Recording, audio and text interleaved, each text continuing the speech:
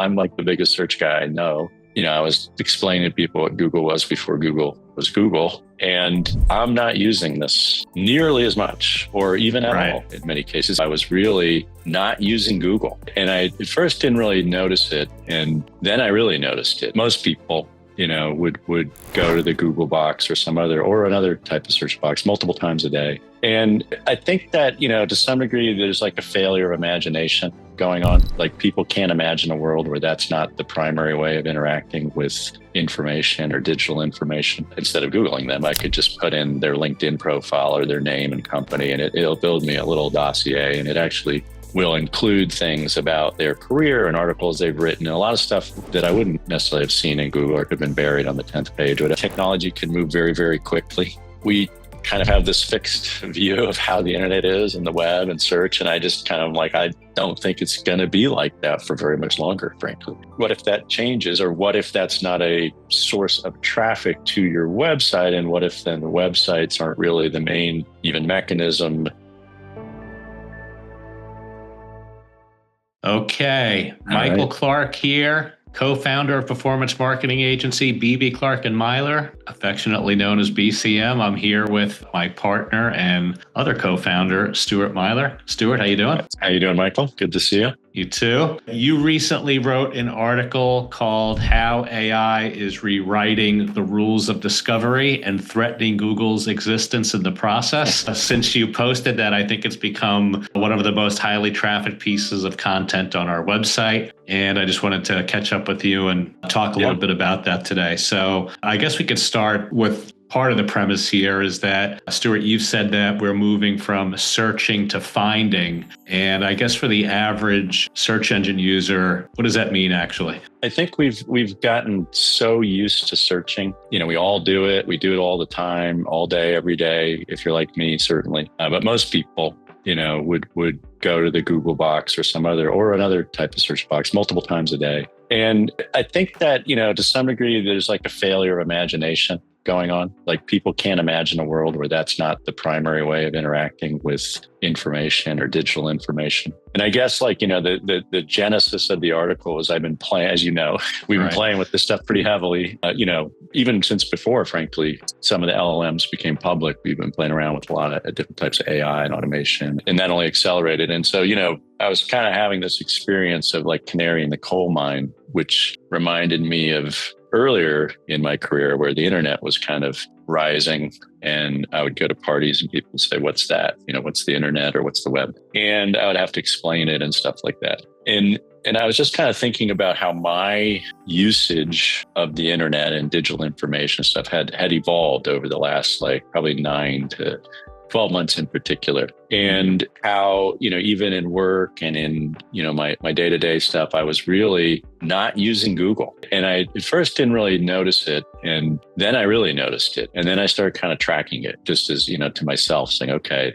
how often am I using Google or some? And what I realized is that for most everything that was important, I was using ChatGPT. That's the primary model that I was using that I use most often. And I had built a lot of GPTs, so custom little GPTs to make that better, to do things, like a simple example, I think I mentioned in the article is that, before I would meet with someone on a sales call or employee or something like that, I would always Google them. And better for worse, I have some interesting stories, but I would always Google them, which I think is pretty typical, right?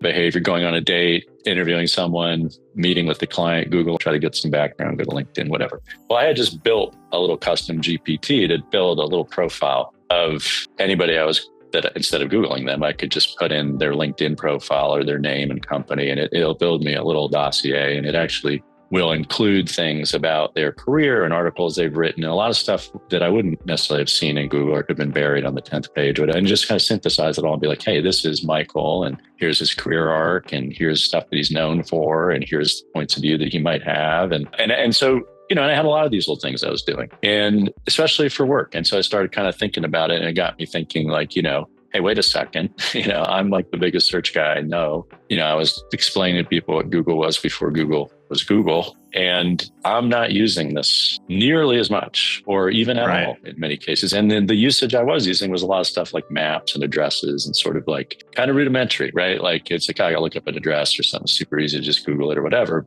Navigational, stuff. But it started getting me thinking like, wow, so what if this process of kind of looking for stuff, like going out and looking somewhere. And then I remembered this thing that this Google engineer had said to me, which was, searching is bad and that Google's not in the searching business, they're in the finding business, which really stuck with me. And he said, this is a long time ago. I've always thought about that because you kind of follow their business. They kind of have followed that North Star, right? To try to make you getting the answer to find what you're looking for easier, better, faster. Right. They don't want you doing tons of searches like you could be cynical about that, but that's not, in my experience. They want you to get to the close of what you're looking for as fast as possible. And the point, we start to see with AI is like, not only can it get you to the answer, but increasingly it can kind of do the work to get you to the answer. Right. And I think we're kind of seeing that some of the numbers, right? Something like 77% of mobile searches are ending in 0 clicks. Yeah. And I mean, this is Google too, right? Gemini. So they're their own worst enemy in that regard, right?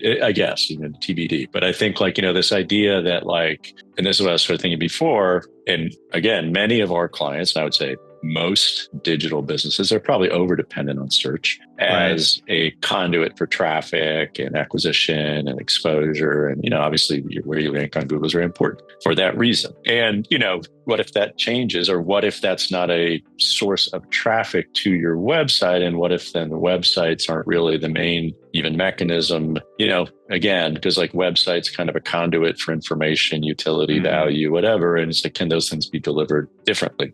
Through services or experiences or content that might be more distributed. I don't know. So it just got me thinking about we have this very fixed image of what the internet is, and there's a web and there's a search box and, mobile apps and the stuff. And it could be blown apart. And especially when you start thinking about all of that stuff is just ways of getting to information and data to some degree, right? And utility like that. But can you do that, differently?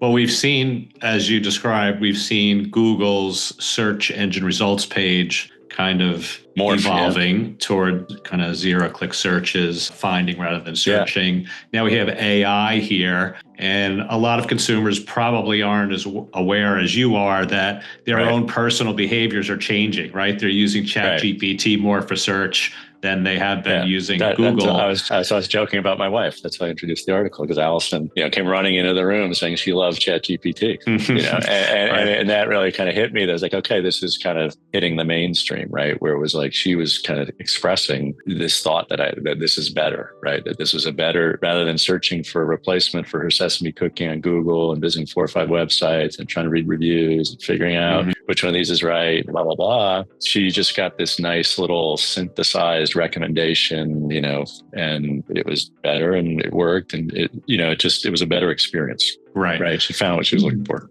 So in the article, you referred to this as Google's 8-track moment. I'm sure a lot of people... myself. I have to explain what an 8 is. Yeah, a lot of people listening to this. Maybe a CD what is an moment 8-track? might have been better. MP3 moment. Like that. You can go to Perplexity and you can search for what the 8-track is. So why do you think that analogy fits really well right now? I don't know if it does fit really well. This might be a good one. I think that, it's more just this idea that, like I said, you can have something that's fairly established. CDs might be better, right? It's just or even something like, the BlackBerry, right? Where it's at the time, and it's hard for people now to think this, but there was a time where you could imagine the BlackBerry being unseated or just being irrelevant. There was a time when everybody in corporate America had one, every CEO had one. So the point being that technology could move very, very quickly. Yeah. Right. And so, we kind of have this fixed view of how the internet is and the web and search. And I just kind of I don't think it's going to be like that for very much longer, frankly. And, I think again, it's not just hey, these large language models can find stuff for you better and synthesize it and all that. And they can to some degree. And, whether that remains the case and the web remains open, that's another topic for another day. But I think for now, they're pretty good at that. And I think that, the other part of it, though, that's more interesting is when you start to add in the sort of agentic stuff, right? Where it's all of a sudden, we're not just talking about the information superhighway, we're talking about the utility superhighway, right? Which is all of a sudden, not can I just find stuff and synthesize, but I could do stuff with it for you. Yeah, I mean, I can't just give you a nice little guide for visiting Vinyl Haven, Maine, which is something I just did. I could actually arrange the whole thing, like at the end of it, right? Like if you said to me, hey, did you like this 3-day itinerary and all the stuff that I put in here? Say, yeah, just book that all for me. Right. And it could go do that, right? I mean, like literally on a voice command basis, right? So I think like, whether it's Siri or Gemini or some other thing that we haven't seen, like the idea that, everyone will have a digital personal assistant, I think is pretty much going to happen. I just a question of how quickly. Well, I think maybe hold that thought. I won't say everyone, because there's another aspect of this that is important, which I think this is something I talked to you the other day about, Michael, which I think is another aspect that we need to think about as advertisers, which is like, okay, one of the things that was interesting about the web is that it was open, right? Anybody could join. Google could put up their web page and it had just as much opportunity to be exposed as anybody else's kind of debate about net neutrality, notwithstanding and whatnot. And it was relatively cheap to use. I mean, you have to pay to get on, but once you're on, it's all you could eat. And so using all these things that were out there was free. Like there's very low cost. You sign up for Gmail, you use Google Maps, you can use all these things, content free, mostly free, right? Some subscribed or whatever. Ad supported, right? So it was like, okay, if it wasn't free, a couple ads. And then the other thing, it was a network, like everybody's connected, and then it gets better with more people connected. Because if I have email, it's better if everybody has email. If I have social network, it's better if everybody has a social network, or SMS. Like I don't want to send some people a text, I want to send everybody a text. So like, as I'm looking at LLMs develop, the one thing, there's a lot that's different that I'm sort of going, is this going to follow the same arc? Because I'm kind of going like, these things don't seem like going to be open, right? And then also like, they could close off the web, or they are closing off the web, because like that openness kind of has a price. Like if you're Reddit, you're not open anymore. Not the LLMs, not the training bots and stuff like that, right? So like they're not necessarily going to have the same view of the world that they had here too, like this unfettered open access to all this information. So like training these things gets a little more interesting, because like you might have to pay, and you will have to pay, and are paying, and people are paying, and licensing access and stuff like that. I mean, you see Perplexity has a subscription service. Right. Exactly. ChatGPT has a subscription service. I mean, I'm talking about the training assets, right? Just to get access to a bank of images, you can't just go crawl an unsuspecting, Shutterstock when they're not looking. Now it's like, no, people are hip to it. And, I've noticed this on YouTube. One of the things I've used for a long time is using ChatGPT to do summaries of YouTube videos instead of watching them, just read, or actually have the voice read it out to me, right? And almost create my own podcast or read these summaries to me. And I've noticed people turn them off, right? Because, it used to be, well, you want the summaries because they're good for SEO and stuff like that. And it's like, well, now you don't want the summaries because people just summarize your video and not watch it, right? So that's a small like microcosm of this issue of like closed versus open, but people are starting to close off access to stuff like transcripts and like my forums and like maybe my website. So that's kind of an interesting development. And you go, okay, well, what else is different with these things that could change how we kind of interact with information? You say, well, it was free to use the web mostly, right? Once you were on, it was free. Like, and if I paid my $10 a month or $20 a month, whatever my speed was, once I was on, I was an equal citizen, right? I could get anywhere, go anywhere, do anything within, on par with whatever anybody else could do. This doesn't, to me, feel like it's going to be that. Like Grok 4 just launched their subscription, $300 a month. Right. So, and then a ChatGPT, baseline single LLM subscription is what, $10, $20 a month for some of the basics. And, that doesn't necessarily cover everything you might want if you wanted a coding pilot. Whatever. So it does strike me that like, okay, so far this is developing more around a pay for play versus an ad supported basis. And how does that change access and audience size and who's out there? Right. And or then, audience types, right? So you're going to have, right. Who are you on the other end of the ChatGPT is probably going to be a higher income person, right? To some degree. Although I did just see that like, and I thought this was really good, a Cal State University system just gave all of their students like access to a ChatGPT like account basically. So if you're a student at Cal State, you now have access to a kind of full ChatGPT, like a business type account. I guess it's like an education thing. And I also heard that a lot of the companies are getting into that space, subsidizing or giving away access to some degree, which is smart because they want you to get used to their model, right? Kind of like Apple for education or Windows for education. But, it does kind of bring up this thing that I started thinking about, which I was like, oh, this is interesting. Like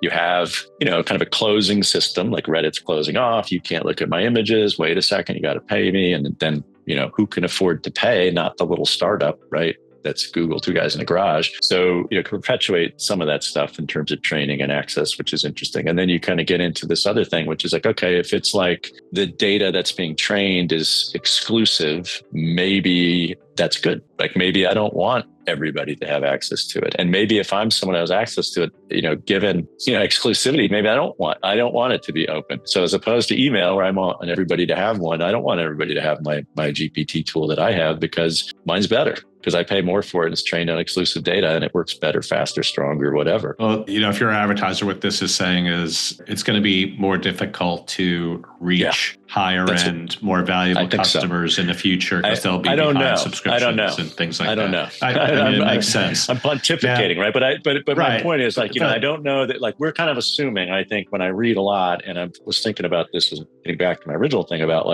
how do people interacting with digital information and how they do that change our business, right? Like customers. Right. And I was kind of thinking about I don't know that this develops necessarily and the other reason I don't know that this develops along the same arc is that the economics don't work or the amount you'd have to charge for the advertising. The problem with these LLMs or with a lot of this AI technology in general, not the problem, but a problem, and maybe a problem to be solved. We'll see. And there's definitely movement there. But to date, if you think about Google search, once I built the core algorithm, adding an additional incremental user to that usage is not, there's server capacity and usage and stuff like that, but it's incrementally cheap to add those users, right? And each one to some degree can lower the cost of the total, a usage. When I get to AI, every additional usage and the intensity of that usage, requires more compute, at least now. And so, as people use it to do simple chat routines, and now going text to full motion video, sound, lights, graphics, everything else, that's a ton of compute, right? And that's expensive,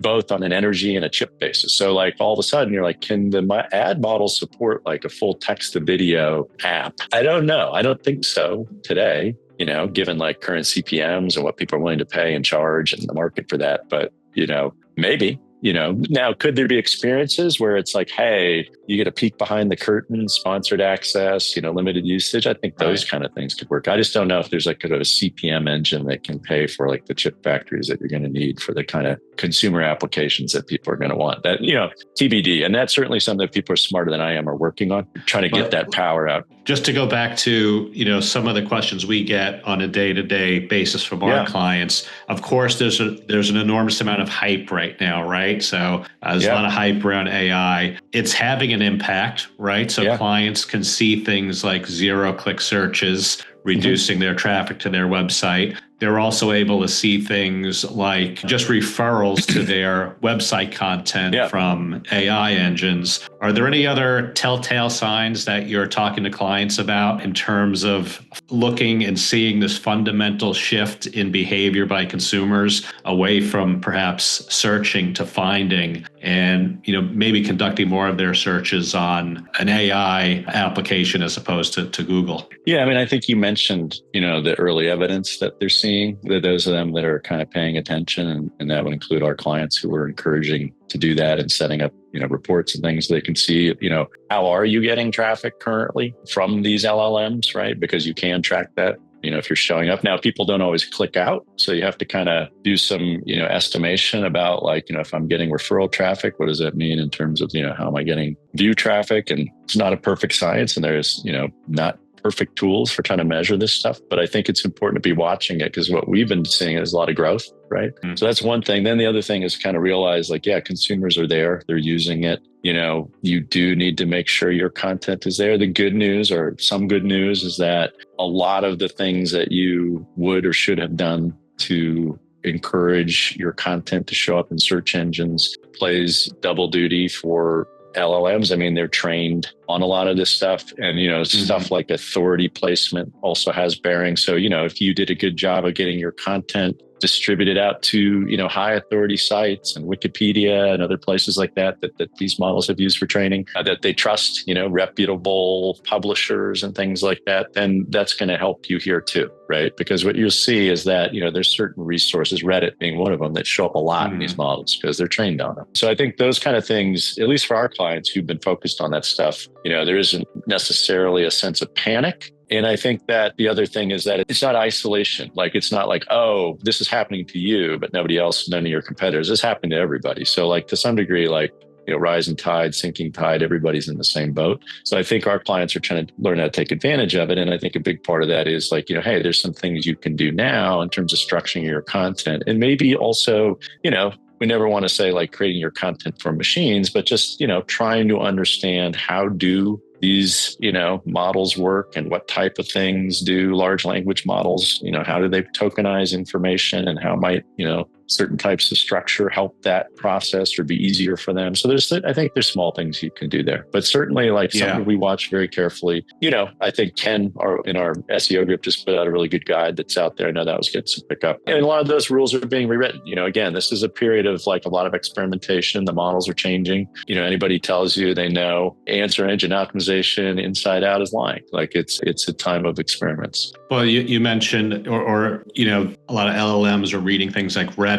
I think a lot of clients, they're very focused on SEO and they were building their websites and their content for Google. And maybe since, now that AI is here, maybe there's a bit of narrowcasting that's been going on, which is to have the content serve Google rather than to have the content serve Google and these LLMs to get better pickup. But it sounds like what you're describing is that, if you have content that is well structured for Google's purposes, it's probably going to do well with the LLMs. However, I do think there's probably an issue where the content needs to be released from the website. Like we've always talked about detach and distribute, which is where a lot of these emerging social platforms become really important, which is, hey, this content has to exist in many places, not just on your website, because the LLMs are going to pick that up. Yeah. And I think it's, they're also looking at things like association and context and, relevancy. And, if they find it's not dissimilar, right? Like if I'm like, hey, this content seems to be always associated with this other content, or it's showing up here, it's showing up, like that's an aspect of it, right? And there's trust and things that they're building in there too. So again, you do see the same sources. If you pay attention, you'll see the same sources showing up again and again, which makes sense. Like if you were going to set a big training model up, like you wouldn't say like, hey, go to the most obscure you would want it to go everywhere on the internet, but you would probably be like, hey, there are these places where people post a lot of images. That would be a really good place to go train on images. Or there's these places where people talk a lot about questions and answers for technical problems called Reddit, right? Among other things. So maybe go there. It'd be a really good place to get, like help information for coding help, for example, would be a good place to probably train something. So there's things like that like, I think you can see like, hey, places like Reddit, places like Wikipedia, the obvious ones show up a lot. And so I think, like you're saying, it's like, we've always coached clients on that to say that like, how often do your customers really come to your website? They use the internet every day. Do they go to your website every day? If you're not Google, probably not, right? And so, but can you intersect them out on the internet where they are every day, whether it's social media or on Google or, in this case, in ChatGPT or Claude or the other LLMs they may be using. So I do think it's like, thinking about that. The other aspect, I think, at least for now, I think brands have an opportunity to build some utility, right? And I would sort of, this reminds me a little bit of the early mobile app days, a little Wild Westy, but like where, a lot of early mobile apps were really just like simple web things. Like, we even did this, right? We did like a Palm Beer Finder app, right? Where you could find anywhere where Palm Beer was being poured or distributed. And it was just a simple data feed from the distribution and, locations database into an interface, canned into a container and thrown up on the App Store. Super simple to code now. I could do it 30 seconds and vibe code it, right? There's this opportunity now to kind of say as a brand, there's enough of it for the right brand or the smart agency to say like, hey, consumers are starting to use these tools. They're not experts. There's a lot of value you can get out of using these tools if you add just a little bit to them, right? So like your average person, a simple example would be a prompt, right? Just giving somebody a good prompt is going to give them a much better output. But a more elaborate example would be giving somebody a custom GPT, or maybe giving somebody a custom GPT with some, with RAG built in, where it's actually accessing maybe some of your data, right? So if I'm Kraft Foods, maybe I build something that, combines an LLM with my own internal recipe database to customize the output, for my consumers. And therefore the experience they're going to get through my website for brainstorming recipes is better than ChatGPT, as it, ties into everything that they have. And as a customer, that's what I want. right? Or whatever. So I think there's room for that, right? To kind of lean into this stuff. And I think it's important for brands to think about, like when we say content, a lot of times people think written content. When we say content, we just mean stuff. Yeah. You know what I mean? Yeah. Like could be written, Right, exactly, could be filmed, could be audio, could be a game, could be an app, could be a utility, could be a GPT, could be something else, right? Chatbot, whatever. So I think like, it's like, what's something that you could provide for your customer that could ride on top of some of this technology that, you know, might help them use this better, right? Or in a way that, you know, you can provide value that, oh, I didn't know you could do that. Or, oh, I didn't know that was possible, right? Like they're going to eventually figure this out, or the market will kind of rise and everybody will know how to do this, or it will probably become something that you can just ask a model to do. You know what I mean? Sure. You won't have to. But I think like for now, there's this kind of gap where it's like, hey, I could actually build the Beer Finder app and it has value because so the brand is building something useful. I mean, when you talk about, you know, findings better than searching and kind of solve my problem, that you're solving a problem. There's this kind of collapse between search and problem solving. This kind of AI you described earlier has kind of collapsed that. And there's an opportunity for brands here to help with that. Yeah. And I think even like we're going to see it collapse even further, right? I was saying like, you know, we're talking about collapsing the sort of like information gathering process. You know what I mean? Right. But like the next step, you know, once I've planned the vacation, the next step is to buy the vacation. You have to go buy, right? So and then to go on the vacation. And it's like, I think like, you know, that, you know, certainly, you know, I think that, you know, that agentic next step is already being enabled, right? When you look at like the LLMs, they're already building connectors. You can connect your email, you can connect these other things. And so I think like, again, like if I was like a travel brand, you know, and I go back and you probably remember this, and I'm not going to name the airline, you probably figure it out. But I remember telling someone they should put a booking engine in their website and being laughed out of the room. And I would probably tell that same airline, you should build a connector for some of the larger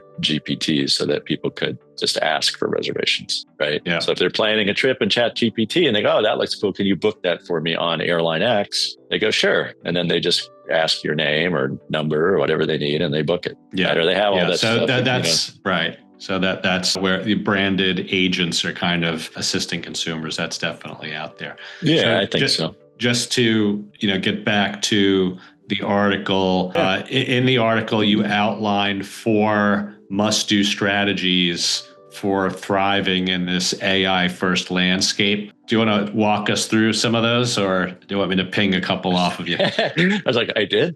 I was like, well, one, the 3, the 2, no, the 1. Well, one you talked about was there's a shift from keywords to discoverability. Yeah, just talk about that for a second. I think that's already kind of, I mean, I think like it's almost like sentiment or topical, right? Like versus like, and this is like, we've kind of been on this for a long time, but I think like it's important to remind people, like, it doesn't really matter the keyword, you know what I mean? Like close enough is close enough. Like the AI they're good at language, better than you are, frankly, much better. So like they'll figure it out. You just need to get them in the vicinity. Yeah. And I think that's, you know, if you think about like, you know, a lot of search people made their bones on the zillion keyword list. I know that hasn't been a thing for a while, but still, I think this is really taking it back even another level where it's like, you know, we've talked about this, some of the GPTs that we've built internally at BCM, like is incredible with like how little information they can actually create, you know, very detailed outputs because I mean, using data that they have access to and stuff like that. But just again, like, you know, it's like, I can just ask a very simple question and they can interpret and get a very detailed answer, which is helpful. Mm-hmm. Yeah. One of the other things you mentioned was structure your content using schema and APIs. Yeah, I think there's more like websites. I would say APIs and connectors definitely are things that I would be looking to make. And this is something, again, good practice has been a good practice for a long time, but I think the urgency is there for anybody who hasn't gotten religion, you know, making your data accessible, you know, in ways that partners can use it or other people could use it. So things like APIs or feeds, super helpful in these environments. And then, you know, I think, you know, any kind of, you know, schema markup that you're doing for your website or your content, which is good to do anyways, again, just really, really helps. Like these things are trying to understand context and it can do that in unstructured environments. It doesn't need to be structured, right? But it's like, why make it difficult? You know what I mean? They're sort of designed to do unstructured, but it's like, structure doesn't hurt. So I think like it's something that can help you. And I would say is a good practice in general. Like it's going to help you with search. It's going to help you with your internal search. It's going to help you with your AI,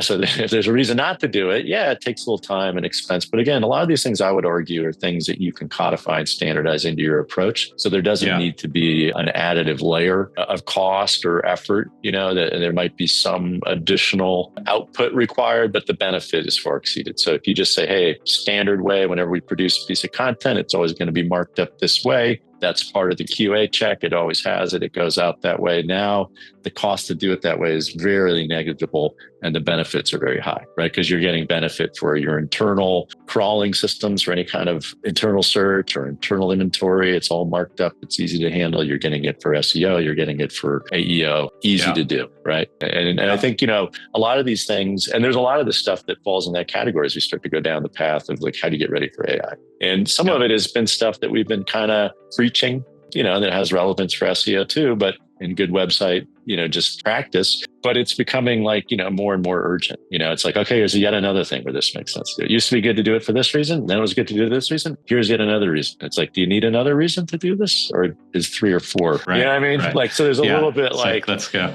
Yeah, there's an element. And I get it. Like the stuff is all expensive and time consuming and you have to make decisions. But again, good news is that, agents are going to help solve that too. So, some of this stuff like, oh, I don't have the resources to mark up all my stuff. No excuse. You could probably build an agent to do that. Right. Right. So, that's the kind of thing. Yep. And then the third one you mentioned earlier, it's about earning presence in authority ecosystems like Wikipedia, news organizations, data hubs. So that's still it's kind of what you were tipping off, right? Important. It's like, your website isn't the only place where, you're going to be discovered. And that's kind of always been true. But I think, again, added urgency here where, and I think that has, it's sort of double duty in the sense that like, hey, and this is just the way I think is like, if people are still using digital information, right, as much as ever, if not more. And I think they will be. And they're consuming it in tons of different formats and flavors and whatnot. And, that's just continuing to go up and different devices and different interfaces, voice, in their earpieces, whatever.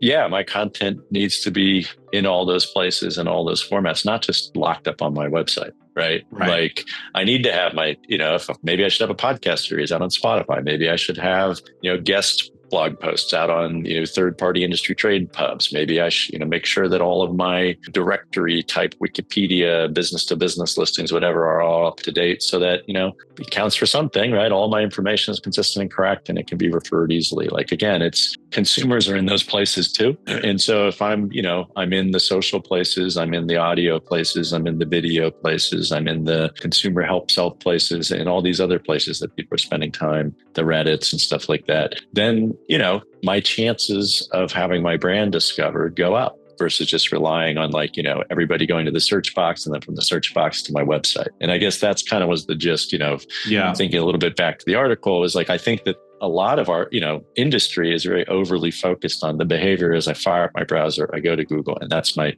hopping off point for how I engage with the internet by and large, right? Maybe not so much for younger generations. I would argue they don't, that might be more, TikTok might be my hopping off point or Instagram or something like that. But, I think the search box is still pretty prevalent even for them. So I think the articles just make me think about like, well, what if the search box isn't there, right? If we just try to imagine a world where we don't really search anymore, just like we don't really use 8-tracks anymore, right? Like I know in 1976, you're cruising along your 260Z or 240Z, it might have been hard to imagine listening to Steely Dan. But I think like, here we are in 2025 and it's like, are we going to have a search box in 10 years? I don't know. Probably not. Maybe, but is it something? I don't know. Like when you look at voice mode on ChatGPT, it's I agree. Pretty great. Voice is pretty great. Like it's just easy. And again, like my, and I think I shared this with you. Something else we were talking about, Michael, was that like, I was kind of working with some of these programming co-pilots and vibe coding platforms and stuff like that. And I think I even shared the slide with you at one point, was like, I was kind of interacting with this bot, I guess one day on a project I was working on. And then I was like on one window, and then the other window I had Slack open, and there was teammates discussing a project that they were working on. And I was I was looking back and forth. And at one point I was like, I don't really know which one is a person and which one is a bot. I mean, I didn't know. Right. I knew that like these were people, or there was a person on my team talking to another person on my team, but I was having a very similar conversation with this programming bot. Just, I wasn't saying, hey, you need to change the JSON file or you need to do that. It was like, hey, I just looked at the interface. I didn't like the way that this shifted when I had printed the graph. Can you make that update? And then his response would be like, yeah, sure. I get what you're saying. I'll make that and rerun it and I'll post the code when it's ready. Right. And so I'd look over there and it'd be like, oh, the creative for Meta is ready. Do you want to review that? And I was like, okay, I'll let you know when I've approved it. And I was kind of thinking to myself, does it really matter? Yeah, no, that's you know what I mean? And exactly I don't think right. it does. Yeah. And so I think like, that type of experience, again, for me, I know that like we're a little ahead of the curve and this industry is ahead of the curve. So I think I would encourage people to think of that a little bit, but like, and take advantage of that. Like, what we're seeing, particularly marketing, advertising services, like we're getting hit early, but I don't think we're that unique. And right. So I think like, there's an opportunity here to kind of say like, okay, let's change my behavior, right? How's it going to change my target's behavior? And then how do I take advantage of that, right? To get them to buy things they don't need with money they don't have. Yeah.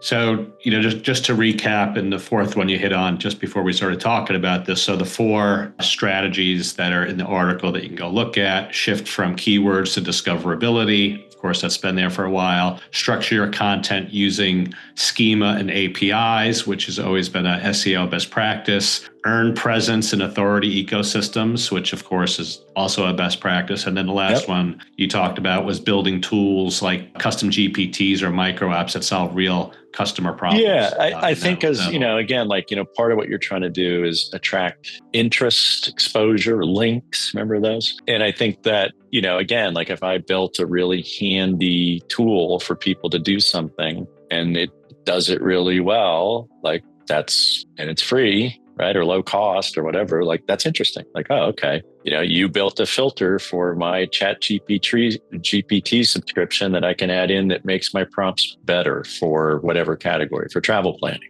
right? Or whatever. Maybe it's a filter that, from American Express that just filters my results so that anything that comes back are only American Express partners. So you're not recommending hotels and stuff like that where I'm not going to maximize my points because maybe that's annoying to me, right? Or maybe, I put in all of my stuff and you just come back and you're always maxing out, my flights and miles and stuff like that or whatever. So I think there's, again, like people are going to do this, right? There will be companies that emerge that take advantage of this stuff to service some of these needs. I think brands can do that too, like to a degree. Yeah. Especially now where it's like, there's some small stuff you can do. It doesn't have to be a big lift. And it, probably is more PR value than it is like long-term commitment to being a software provider. But, again, we've seen some utility for stuff like this in clients in things like battery finders and things like this, which can become, ongoing. Like these things can be things that consumers use, repeatedly. So kind of to wrap up here, this goes to a question that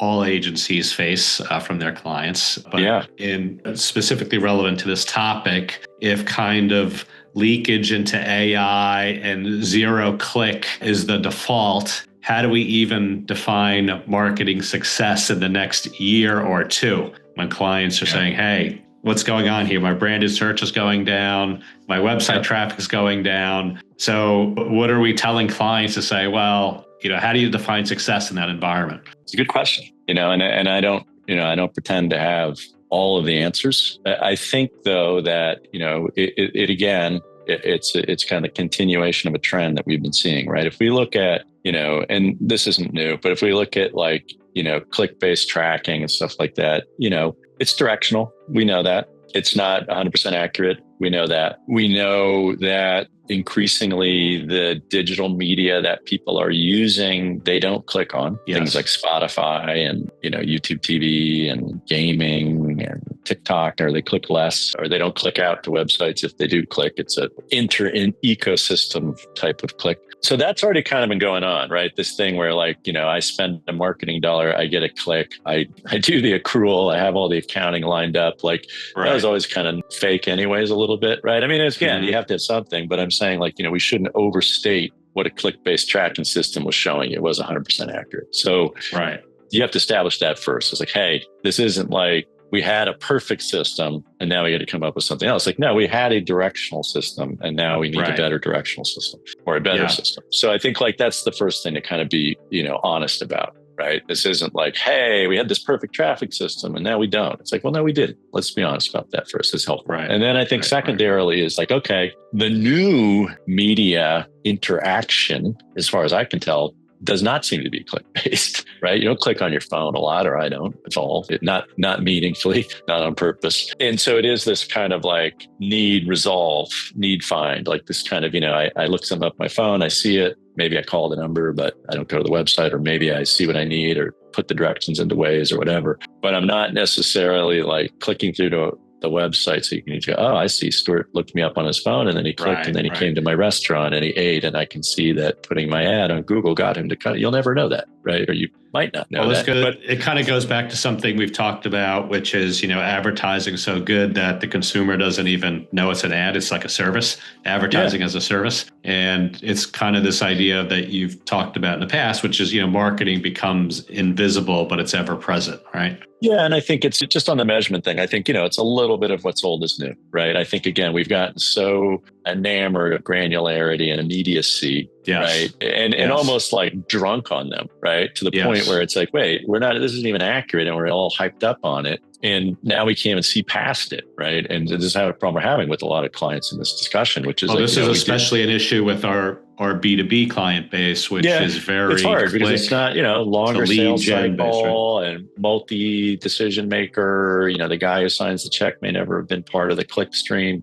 So I think like this idea that, I think two things are probably true for most marketers is one, I think we have to pull back from granularity a little bit. It's not that helpful, right? Like we thought it was helpful. And I kind of keep calling this the end of the age of granularity, right? Because the cookie's going away, individualized keywords are going away. Like we've gotten way too granular, right? And it's not necessarily helpful when you're trying to scale. So that's like one thing. The other thing is that like there are ways to measure exposure that are proven, that are scientific, right? And, but they can't be done in the same session, generally speaking. So you have to be patient, right? So there's this kind of combination of like, you have to be willing to kind of pull back a little bit and say, you know what, I'm going to try to get a little bit of a bigger picture view because, it's almost like it's so pixelated at this granular view. It's like a Monet or whatever. I'm too close. I can't see it. And then I think the other piece of it is like my time horizon for measurement isn't like, all right, the campaign launched this morning. How are we doing? It's like, you're going to know. And, really, do you ever know? Does marketing really work that way? Like you launch today, by tomorrow, everybody's converted. Like I think like, most marketing, if you look at the science, is a combination of frequency, engagement, some combination thereof. And, I think that this idea of like, non-clicked exposure is exposure that can drive actual results is real. I know because I've seen it and I've measured it and I've proved it. And so I think that but I mean, the good news is AI can help on that front too, right? Where it's getting easier to do a lot of this stuff. And you can even do certain things depending on your appetite, like simulate certain things, right? If you're bold enough and have enough confidence. And I think clients should start looking at stuff like simulations to augment some of the real world tests to, try to get a little bit ahead of where you might be otherwise, given the fact that, things like measurement do take longer when you're looking at, larger data sets or trying to do lift, just the geo lift and holdouts and stuff. And, some of these things also take certain budgets. So, I don't want to belittle that either. But I think like it's important for people to not kind of let this click obsession get in the way of growth, which is something that we've definitely seen, right? Which is like there's these channels that are exploding in consumer interest, exploding in consumer opportunity, exploding in, contextual relevance for your brand. But because nobody clicks out on YouTube and buys in the same session, you're not there. Right. That doesn't make sense. You know what I mean? And I think that's partly, and I think the industry needs to take some of the blame for that because we're the ones who sold the simplicity of the click and the simplicity of granularity and bang that drum for so long that, then when you whipsaw, you can't expect your clients necessarily to just kind of be right there with you. So I think like there's plenty of blame to go around on like, why or where we are. But I think, the important thing for people to step back and kind of say like, hey, let's acknowledge that like this isn't going to work to measure this stuff going forward. Right? It's not like if you're going to use clicks or direct traffic out of like LLMs to your website to gauge whether or not your brand is well represented there at some level, is there correlation between exposure and click? Like maybe not. maybe the better brands like don't get clicked because the content they provide answers the question really well. I don't know. So I think again, I wouldn't want to necessarily predicate my success on a click-based measurement framework. Because again, if I was applying that to YouTube doesn't work. But we know YouTube works, right? So I think if I was applying that to Spotify doesn't work, but we know Spotify works. So that's just the kind of thing that I think, I guess what I would say to anything about clients is there's a lot here that is a good opportunity to go back and, in the case of SEO, as we touched on, do some of the things that maybe you should have or could have been doing. Like now is yet another reason to do them. Right. I think that, some of these things that we talked about strategically, like, hey, really good idea to try to distribute your content and brand in relevant outposts all over the internet, because that's where the consumer is. Meet them where they are, right? Versus expecting them to make their way to your website at every time they have a need. I think that's a good practice that again, this is kind of reminding us of. And then I think measurement is another one where it's okay, we kind of know that we've had this, clunky measurement thing, but we all use the same currency, even though we knew it was, kind of bankrupt. But this is a good opportunity to say, you know what, I'm going to do something a little different and try to get a beat on my competitors by, taking advantage of the fact that a lot of people won't take the leap or aren't taking the leap. Like we know this, right? So, and we're seeing that separation. So what we're seeing is that the clients that are getting over the hump and making the investment and starting to understand how non-click media and exposure and non-click media and these things can drive business are starting to invest more, and that gap is starting to widen. And I think, that could be the same thing. We can see an acceleration of that with AI. If those same brands who are already comfortable trying to measure incremental lift through things like TikTok and YouTube and Spotify and other places like that, if they start saying, oh, well, we already have a mechanism for doing that, let's apply it to here and see what happens when we go heavy on this type of content, or when we do a lot of custom utility GPT build outs, does in certain areas. I don't know. There's ways to measure lift. I think that, we have to, and again, I don't have all the answers, but I do know the way not to do it. And that's to rely on a purely click-based framework. You'll fail. And I would tell clients that if you're going to do that, I do tell clients that, if you're going to do this with us and you're going to assess it through a click-based framework or something like that, just don't do it. Save the time, save the money. It's kind of the same conversation we were having with e-commerce brands way back, where it was, hey, if your business is completely based on Google, you don't have a business. You're one algorithm change away from irrelevance. So you got to be careful there. Well, it's funny. I think I told you the story. There's a little place up the coast in Connecticut here is very famous, little lobster place on the coast, really nice, beautiful location, classic place, right? They lost their lease and somebody came in and just said the same exact thing that they were doing. Same, New England lobster roll, same setting, same exact thing, same, similar menu. And it's of course it's a hit, right? And it's this other guy's I had a business. No, you had a concept, but they had the location. You know what I mean? And I think to some degree, that's what we see that too, which is I have I get 80% of my business from Google. It's that's not a good thing. Yeah. And I know that that's reality for a lot of people, but again, this isn't about Google's going this way too. We see it on the Google results. People aren't clicking through on those as much. It's just been going on for a while. So again, it's does that mean you don't want to show up at the top of Google when someone says what's the best place to stay in New York City? Because no one clicked on it. You don't think that's valuable? I would disagree. All right. Well, Stuart, we're going to wrap it up here. Thank you. All right, go check out the article in our blog section on our website. Please do. And, I would love any feedback. I'm very interested because again, I think I don't pretend to have the answers. I just, sometimes things pop in my head. And I do think though that people like me and people in this industry very often are kind of the vanguard for this stuff. Right. And that's one of the interesting things about being in the business and being in the business of trying to reach consumers is that you're very often sort of experimenting on yourself. And then, that's exactly right. And you can kind of learn from that. And you go, like I said, I started changing my behavior. And then that got me down this rabbit hole of thinking of well, what if other people started changing their behavior? And what if that change started happening in mass, right? And then I said, well, what happened last time there was a mass change in how people consume media? And I go, I remember I was there and it was pretty disruptive, right? And I was what are the opportunities in that disruption for our clients? And that's the kind of stuff that I'm trying to figure out. So well, I think what we have been saying, and are saying now is we're moving beyond search toward discoverability. And if you're a client interested in going on that journey, you're moving beyond search toward discoverability, definitely get in contact with us. We'd love to chat with you. And we're building here for that AI native future that we talk about a lot every day. So, all right, Stuart, thank you so much. And all right, thank you, Michael. I'll catch you again on the next one. Cheers. All right. Appreciate it. Thank you. Bye.